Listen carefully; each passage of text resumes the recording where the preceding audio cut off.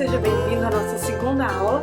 Hoje nós vamos conversar um pouco sobre a importância de observar os sentimentos da criança e também os seus, para aumentar a responsividade com ela e assim aumentar toda a interação, comunicação social. Eu sei que pode parecer um pouco bobo e até um pouco lógico demais a gente começar a aula dizendo que os sentimentos importam.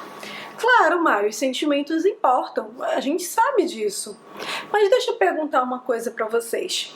Se eu pedir para você olhar ao longo dessa última semana, basta a última semana, quantas vezes você foi contra os seus sentimentos? Ou quantas vezes você fingiu que não estava sentindo algo que você estava sentindo? Qual vai ser a resposta? Exato.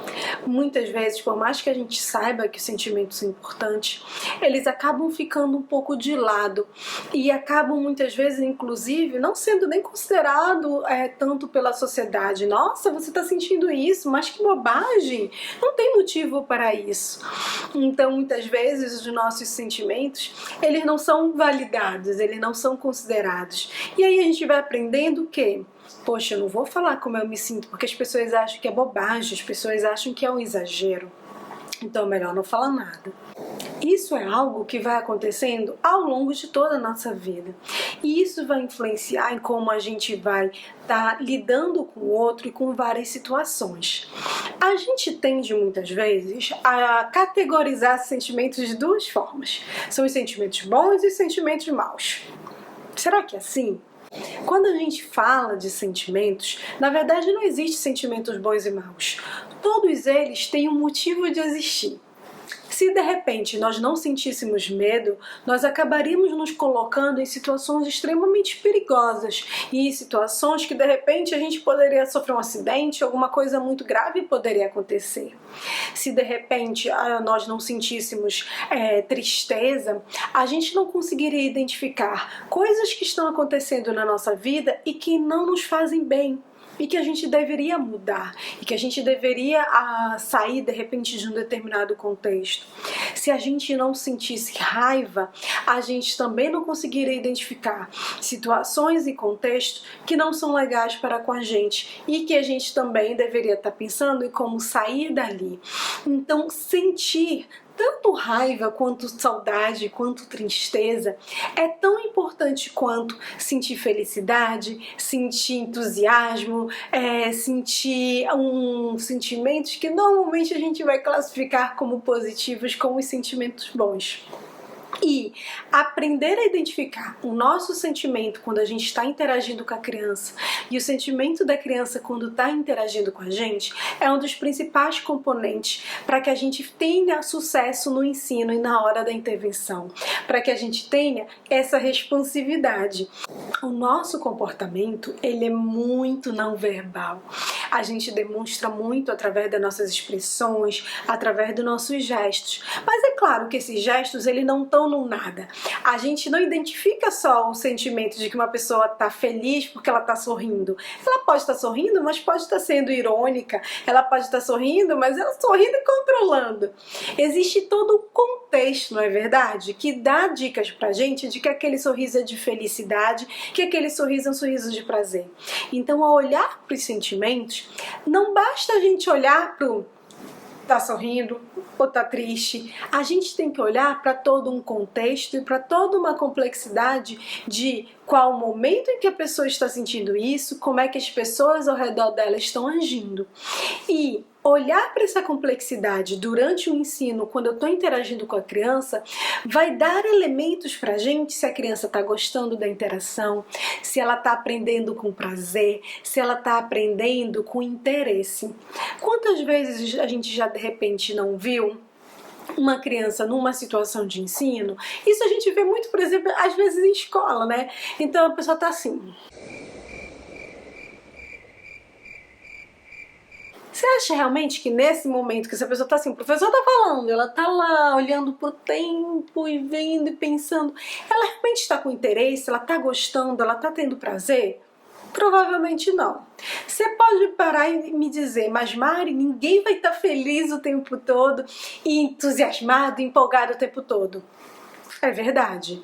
Mas existe uma diferença entre eu não estar feliz, empolgado, e eu não estar nada conectado com aquela situação. Ou pior, eu estar infeliz com aquela situação. Então eu parece fazendo as atividades como se eu quisesse me livrar daquilo, como se eu quisesse que aquilo acabasse o mais rápido possível para eu sair dali. Essa é uma diferença importante. Claro que vai ter momentos que, por exemplo, a gente está trabalhando e a gente está, digamos assim, com humor neutro, né? Então a gente está aqui trabalhando, faz uma coisa, faz outra, a gente não trabalha assim, né? Tudo bem. Então a gente não vai estar feliz e entusiasmado o tempo todo. Mas a gente está aqui num sistema neutro, digamos assim. A gente não tá, ai, nossa, vou ter que fazer isso, não queria fazer. Vocês percebem a diferença? Atentar para esses emoções da criança é muito importante quando ela está fazendo intervenção, terapia e também quando ela está interagindo com a gente. Porque quando a gente atenta para essas emoções, a gente consegue perceber elementos de se o ensino está sendo prazeroso. Mas, gente, por que é tão importante isso?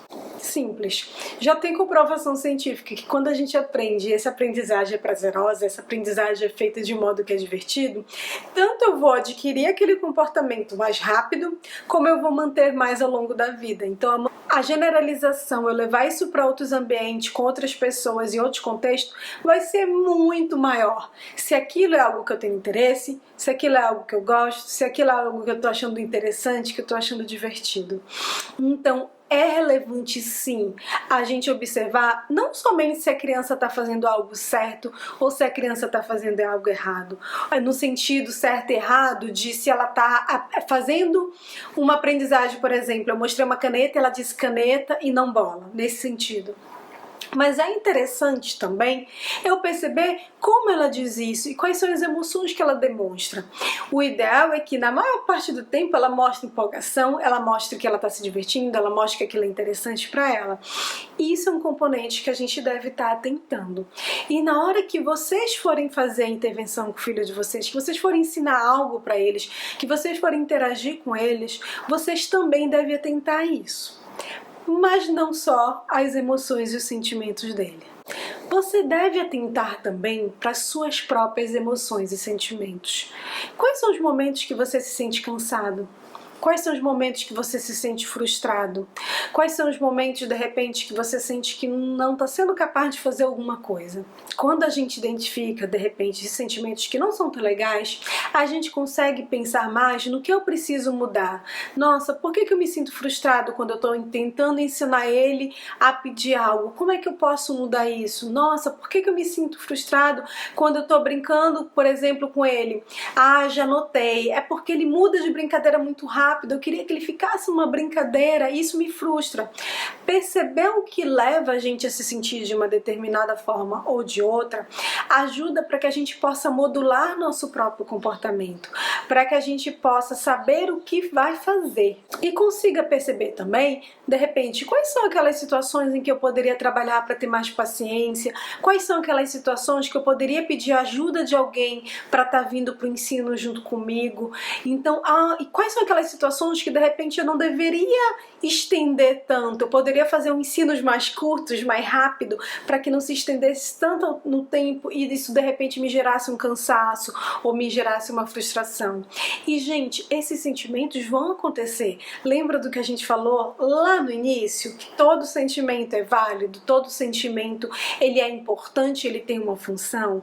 Muitas vezes a gente tenta bloquear a existência desses sentimentos. Não, eu tô feliz o tempo todo na interação, eu não me sinto frustrado em momento da interação, porque a gente às vezes tem medo do que a sociedade vai dizer, a gente tem medo de repente ter uma reprimenda do tipo, nossa, mas você se sente frustrado brincando com a sua criança, é isso? E não é isso, é que às vezes a gente se sente frustrado de estar tentando fazer uma brincadeira que não está funcionando, é que a gente às vezes se sente frustrado de estar tentando brincar e de repente a criança não gostou da brincadeira e a gente planejou às vezes aquela brincadeira brincadeira por um tempão.